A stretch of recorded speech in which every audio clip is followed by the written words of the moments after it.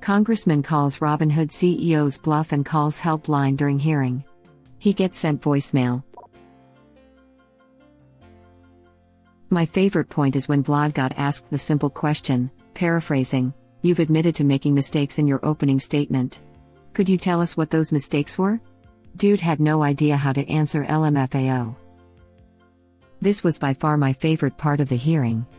If you watch the video, he stumbles over his words for a moment and then you can see him take a big nervous breath before continuing.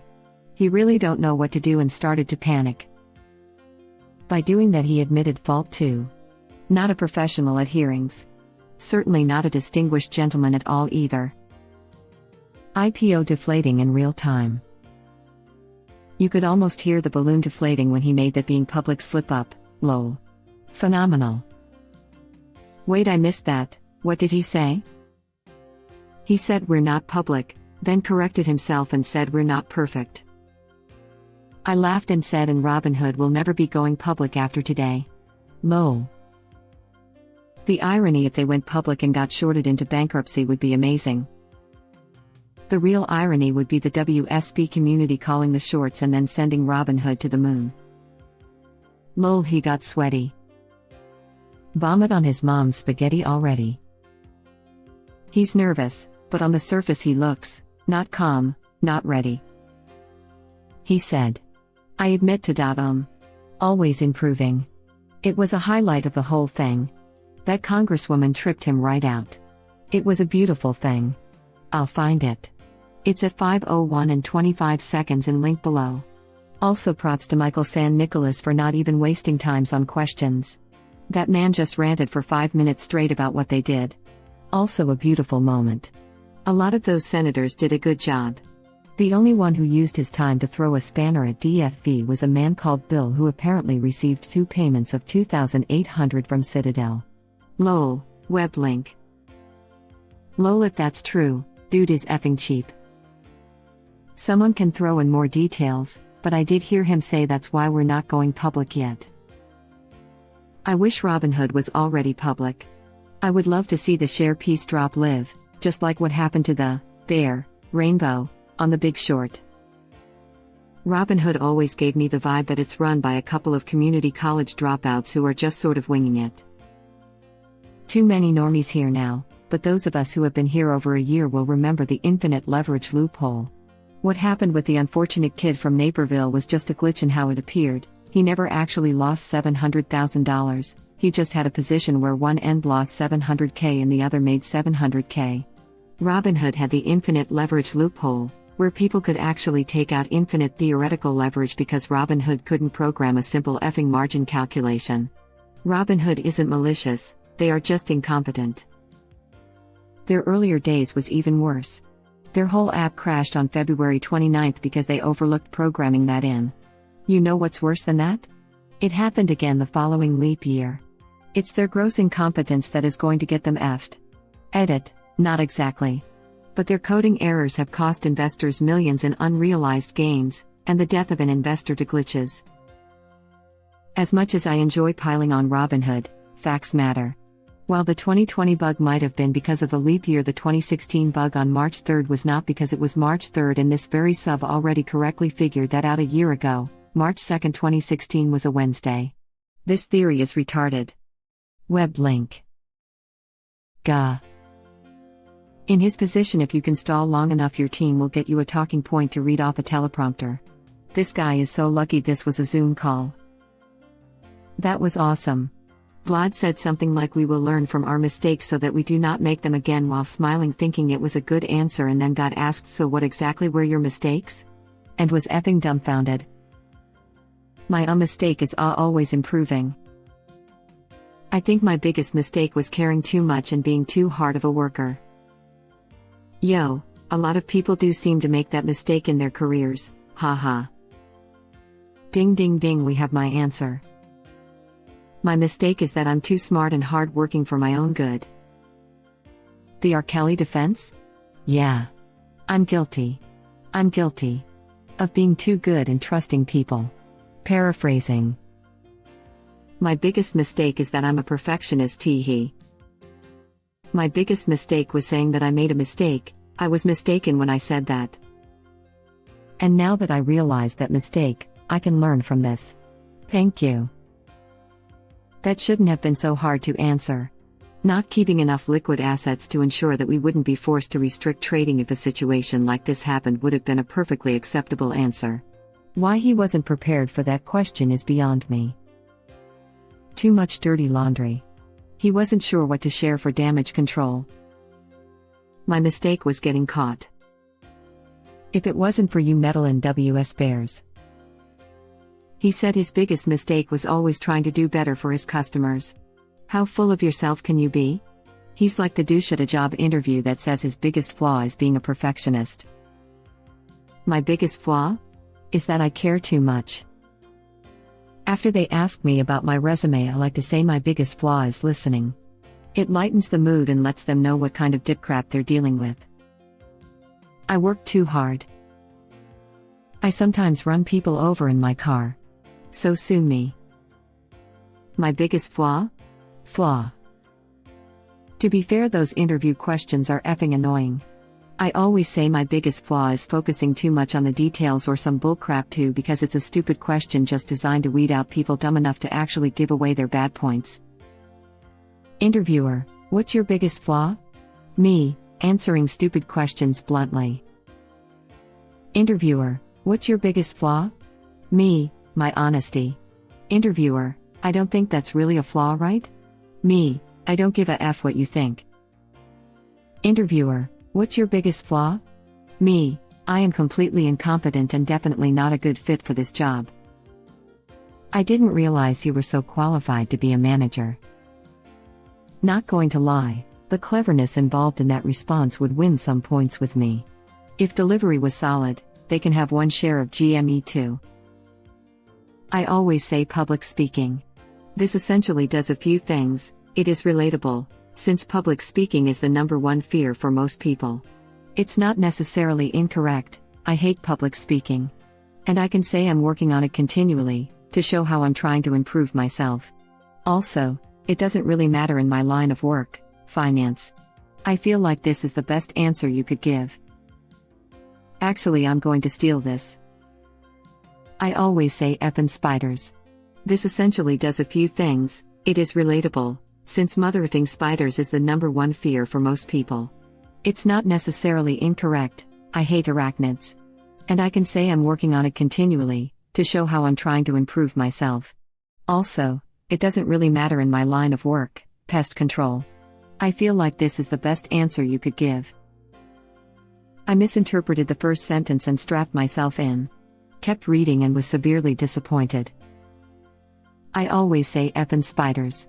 This essentially does a few things. It is relatable, since everyone has some kink society disapproves of. It's not necessarily incorrect, although conventional penetration is typically a non-starter. And I can say I'm working it continually, because I am. Also, it doesn't really matter in my line of work, school teacher. I feel like this is the best answer you could give.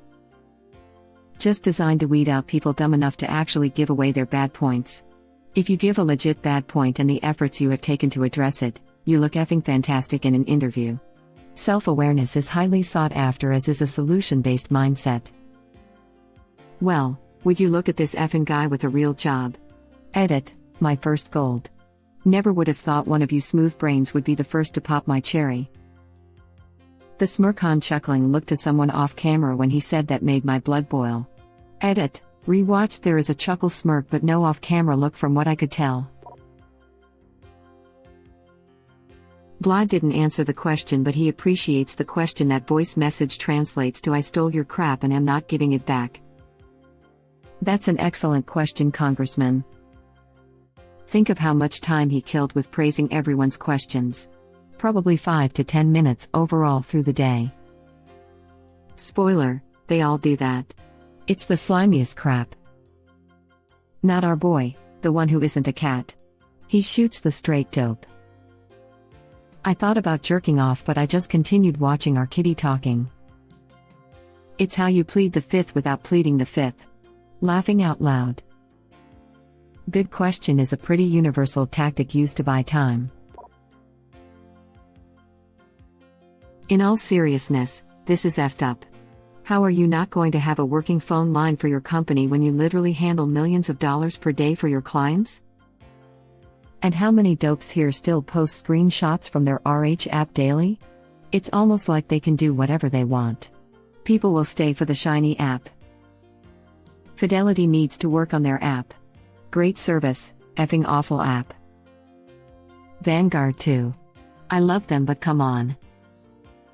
I did get a notification saying they have a new app coming soon. The beta version is available on the Play Store now. It's called Beacon. Still not as user-friendly as Robinhood, but at least they're trying. The old VG app gives a lot more info than Beacon does, but Beacon is good for the basic, high-hit use cases. I hope they continue to improve it. Beacon still sucks. When I went to buy in my IRA this year, I had to use the website. It looks fancy for a quick balance check, but other than that, it's poppycock. Beacon is available on iOS too. It is such a step up from the old Vanguard app. Had no clue, thanks. Vanguard app had me punching pillows. I got screaming frustrated, but it also saved me $60K. Buy it too much. I opened their app after an update and front page said lorem ipsum. Vanguard's desktop version is crap too. I can never get to what I want to see without clicking on 3 wrong pages first. The app is a bit better.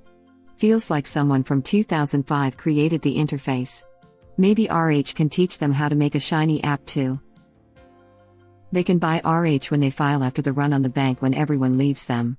Probably not, but a man can dream. I really like Webble's interface, but with them being basically knockoff Chinese Robinhood, I'm not going to use it. So I'm between Fidelity and Vanguard. Thoughts? Fidelity. I just transferred from Vanguard. Their system is archaic. Fidelity is much, much better. The website on the phone browseware is better than the crafty app. Yeah, I've actually never used the app because it's so awful. I do use the phone browser instead. Agreed. The app has a lot of great into and nearly the same utilities as the full website, but the UI is clunky and could really use a bit of streamlining, and it would be a solid platform. Although I think it needs to be done tastefully. During the hearing, one of the senators anecdoted how RH has confetti animations, and does a slot machine style free stock reveal, etc. All things that really point to making it gamified to nearly the point of addictive/gambling. If platforms across the board follow suit with gamified trading apps, there's likely going to be another event worthy of hearings that could lead to actual changes in regulations. Like how loot boxes in video games have been hammered with regulation in some countries. Honestly though, it's a free stock for most people just one time, not like it does that confetti drop every freaking day. When I heard them say that today in the hearing, I rolled my eyes so hard. There are 18-year-olds who are really smart, and then there are the dumbasses. If they took the confetti, you got a free $4 stock away, does anyone really think it will stop people from making dumb stock moves on RH? Nope. No matter the age, people will do stupid stuff. I am glad now that options have to be turned on before you can venture into them. Some barriers are fine and do make sense. I'm a mom in my mid-40s who started on RH in 2016. I loved it because of the ease. If you are 18, you are an adult. All adults make mistakes, and my opinion is this. Mistakes are where you learn and grow, plain and simple. I have 3 kids in their 20s, and I used to try to save them from themselves, and about 5 years ago I stopped, and you know what? Scraping their knees doing what they wanted to do was good for them. They have to map out where their own personal boundaries are. There will always be people young and old who will venture into options, investing their dad's retirement account, etc. Who have no business doing so, no matter what barriers you put in place. They are adults and they need to own those decisions. The app is effing brutal, yes. I like Schwab. Why do I literally never see anyone else mention Schwab? Laughing out loud, I feel like I'm missing something. Good app, great customer service, no fees for any transactions I've encountered. Look, I don't earn a effing cent from TD, Charles. Within 2 days, I got a call from them asking about my new account. How does it feel? I had moved $20 at that time. Did not even apply for a CAT transfer out of RH. That's how customer service should be. Agree, I got a call from TDA within a few days of opening an account, before I had even transferred money in there. They had no idea if I was going to start with $100 or $1 million, and they still called. Literally every new company are starting to do this. F customer service, I guess.